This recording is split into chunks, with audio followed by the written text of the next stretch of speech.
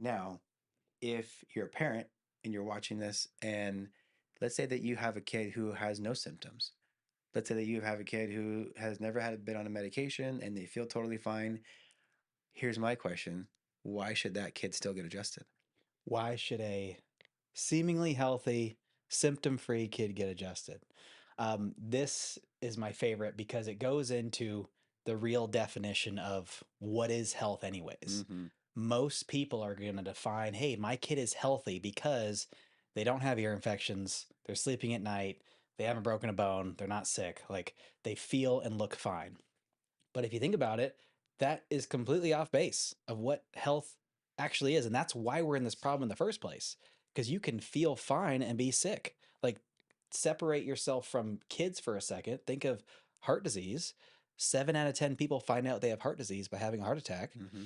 If someone has a heart attack on a Sunday, they felt fine on Friday, typically. That's why it's called a silent killer. But we know they weren't healthy. So you can feel fine and be developing sickness on the inside. Yeah. So you think of these, type 2 diabetes, ADHD, autoimmune disorders. Like, when did that start? Like, what is the earliest time you can trace it back to where there was sickness going on in the body? That starts in the nervous system. And this is not a chiropractic thing. There's a really cool study back in 2013 where they did an emergency room review where they took a bunch of emergency rooms. They pretty much said, hey, our emergency rooms are flooded with too many people having acute flare ups, like emergency room flare ups with these lifestyle diseases like heart disease and diabetes. So let's put our power and understanding of how far back can we intervene in these people to make sure they don't go down this trajectory that leads to our operating table.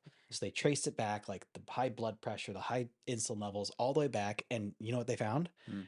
The number one motor of chronic disease was nervous system dysregulation.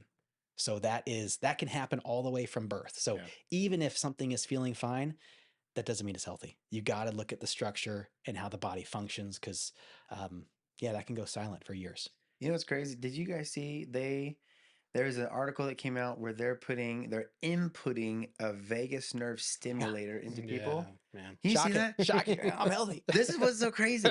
People have a dysregulated. So if you don't know, your vagus nerve is like the main parasympathetic nerve that goes from your brainstem into all your organs, Mhm. and it's like the rest and digest of your body. And these guys were fighting. These doctors were like, "Hey, we figured this out. That if we can stimulate the vagus nerve to work properly, then the rest of the body will become healthier. We've done it." And I'm like, "You did nothing. Yeah, That's what every single adjustment to the yeah, cervical spine does. yeah, Stimulate your vagus nerve." I'm like, yeah, no, you don't need to implant a freaking device in your neck. yeah. That's crazy. Oh, I Completely think crazy. bottom line out of all of this is what we're saying is health is not how you feel. It's how your body's functioning, healing, and adapting, yeah. right? Yeah.